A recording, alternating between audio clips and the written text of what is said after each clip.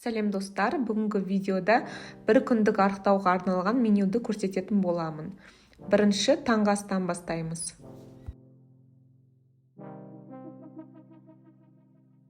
Ыдысқа бір жұмыртқа, 50 грамм сүт қойып, бенчикпен араластырамыз. Үстіне 40 грамм диеталық ұн және жарты шай қасық қопсытқыш қосып, тағы жақсылап араластырамыз. Үстіне мен қант алмастырғыш қостым, ол болмаса жарты шай қасық қант қоссаңыздар болады. Табаны қыздырып, жабыспас үшін сары май жағамыз. Бір қасықтан құйып, екі жақтан пупы панкейки пісіреміз.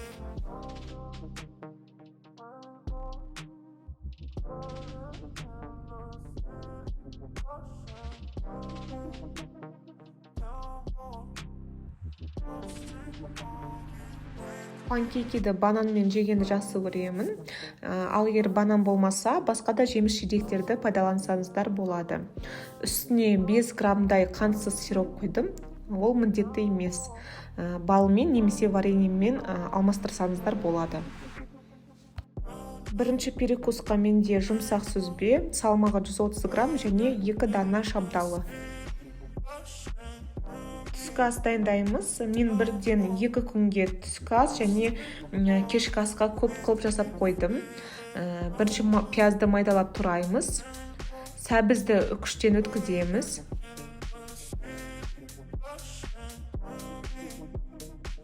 Менде сиыр фаршы, майы аздау. 400 грамм сиыр фаршына бір жұмыртқа, жаңағы пияз бен сәбіздің жартысын қосып, дәмі бойынша қара бұрыш, тұз қосып, жақсылап араластырамыз.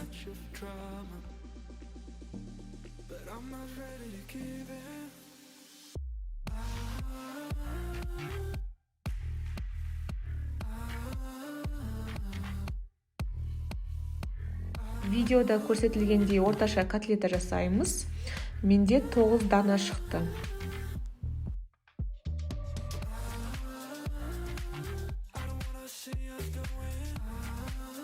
Табада сары май ерітіп, пияз, үстіне бір шай қасық томат пастасын қосып пісіреміз.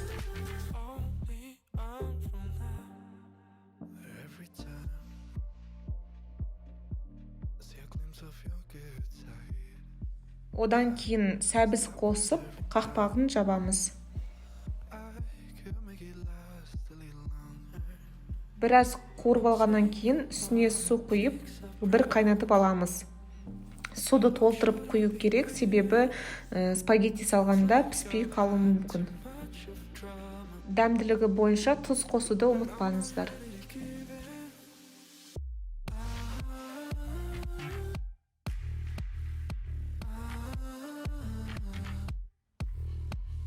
Су қайнады, енді үстіне спагетти саламыз, ішіне жаңағы котлеттерді қоямыз.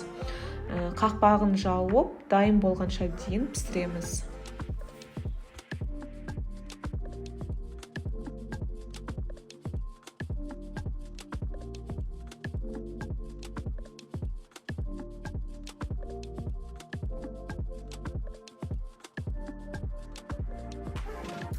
Міне түскі ас дайын болды.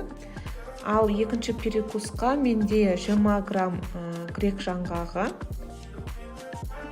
Ал кешкі асқа түскі астан қалған 3 котлета және 200 грамм қызанақ пен қияр болды. Достар, бұл менюдің калориясын есептемедім. Өзімнің тәжірибем бойынша 1300-1400 калорий болады. Арықтауға арналған бір күндік калорий. Осы меню бойынша арықтауға кеңес беремін. Осы менюді көріп, комментарийде өздеріңіздің нәтижелеріңізбен пікірлеріңізді күтемін. Ас болсын.